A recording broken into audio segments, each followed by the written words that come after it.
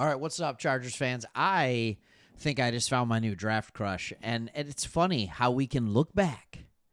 Now we're at the end of May, and we can kind of look back at what we did in the draft as Chargers, what you did in free agency, and now we can start to see it with a clearer picture because we're not in the moment where everything's flying at us and boom, boom, boom, boom, boom, right? Now we can look at it with a clearer head and we can say, all right, what were the good moves that they made?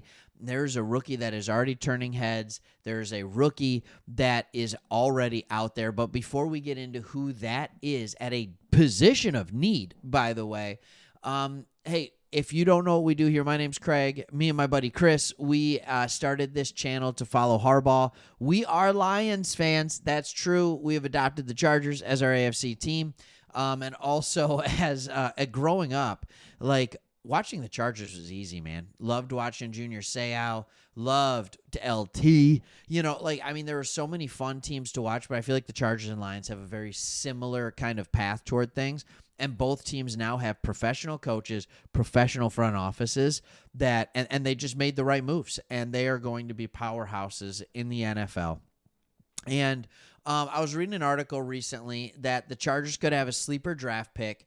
And that man is none other than tight end Oronde Gadsden.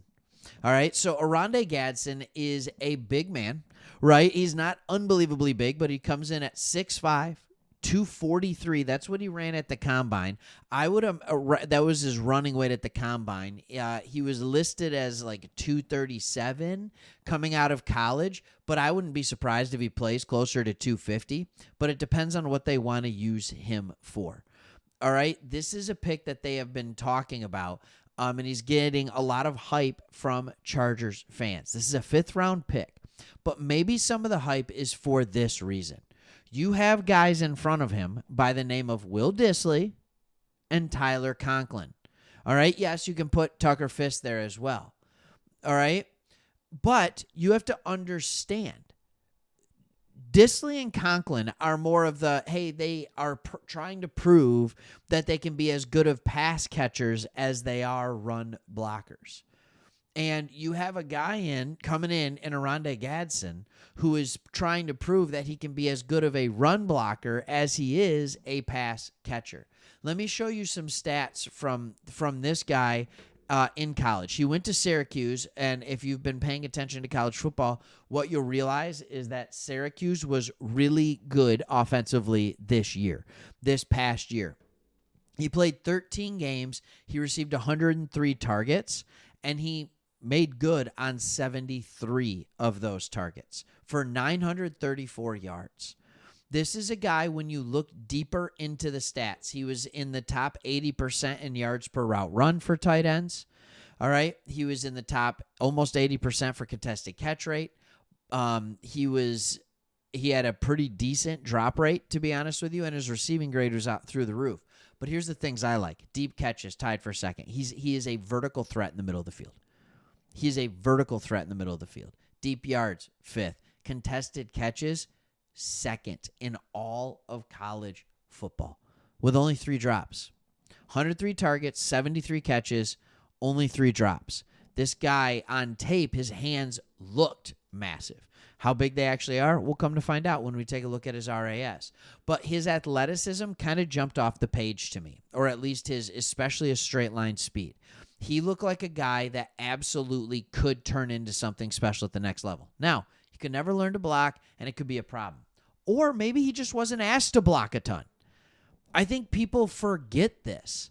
And that's one of those things that's kind of frustrating to me. His run blocking grade for tight ends in college football was in the 82nd or something percentile based on PFF.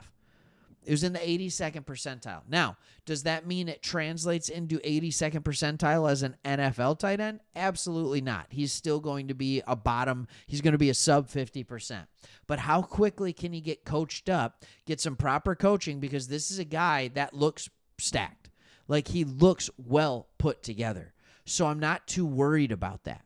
And when you look at his RAS, one of my favorite metrics, all right, Kentley Pletty came up with this. This puts him up against every tight end that has ever tested at the combine and gets a score, and he has a score of 7.96. And what you see is what flashes on tape. All right, he has great speed. And then you see pretty good explosion and moderate strength. Like, that's what you see. But what I love about this is that he tested at 243 and still ran this fast. What that tells me is that he can put on another 5 or 10 pounds if he needs to, get in that professional weightlifting environment. You have the best strength and conditioning coach in the business. The best in the business. He was the best in college. He is the best in the NFL. Think about how the lack of depth you had last year and how well you guys were able to continue to compete. It's because he's the best. All right, and that's why Harbaugh brought him with him. But the tight end is an important position in this offense. I think Mark Andrews would make the argument that he did just fine in this offense. So if you can have a guy that is a difference maker at tight end, both to catch and to block as a run, serviceable run blocker, good pass catcher, you can absolutely do things in this offense. It is a position of need. So I'll be interested. This is one of those guys that when you're picked in the 5th round, there's a world he doesn't even see the field this year. There is that world. There is that possibility. And then there's another world that by the end of the year, he's playing 40% of the snaps, and he is the primary receiving target from the tight end position. That's the thing with Harbaugh. You never know. The best players are going to play. And I promise you, he is not going to keep him on the sidelines just because he's a rookie and Disley and Conklin are veterans. It's not what he's going to do. Now, if he can't block worth a lick, if he isn't reading coverages correctly and in the right spot so he can be a trustworthy target for Herbert, yeah, he'll sit the bench. So the question always is, what's going on up here? That's the question we have to ask ourselves. That is the question. But when I look at this and I look at this roster, he provides something they don't have. All right, look at this roster. Where is, and I'm going to include the tight ends in this. I'm going to include the tight ends. So when you look at this roster, I want to make sure you can see every name. All right, when you include this roster, where is your vertical threat in the middle of the field? Yes, I fully understand Ladd McConkey is a slot ninja. I get it. I understand that he's a vertical threat, but who is that big matchup nightmare? Ladd McConkey does it completely different. He is too fast for a linebacker, for a safety, right? Like he's a route technician. Oronde Gadsden is going to be too fast for a linebacker, too big for a safety. That is your beauty in the middle of the field. Quentin Johnston, yeah, maybe he can fill the role a little bit on the outside. All right, you know Mike Williams, all right? What version of Mike Williams he'll be we'll find out, right? Other than that, what is it? Is it Trey Harris? He's been on the outside. So you're going to have two guys on the outside, Ladd McConkey in the slot. Who's your tight end? Is it Tyler Conklin? Is he going to be stretching the field? Come on. Is it Will Disley? Is he out here stretching the field? They're loving what they're seeing out of Steve O'Klotz. Is he out here stretching the field? Come on. All right. No, they're not. This is your guy, Oronde Gadsden. He is the one that can stretch the field, period. All right. Hey, maybe it's a limited role in the beginning, and then it turns into this is your tight end of the future as he continues to grow, as he continues to get older, and he continues to get better. All right. 21 years old. He'll be 22 in very shortly by the time the season starts. But 22 years old, plenty of time to grow, to get better, and he can sit behind Disley and Conklin for a second. You're not going to remember this video, but remember this video in 2 or 3 years when all of a sudden you're like, oh, yeah, we don't even need a tight end because Oronde Gadsden's really good. All right, thanks for watching. Hopefully we'll see you on the next one. Hit that subscribe button if you like what we do. See you.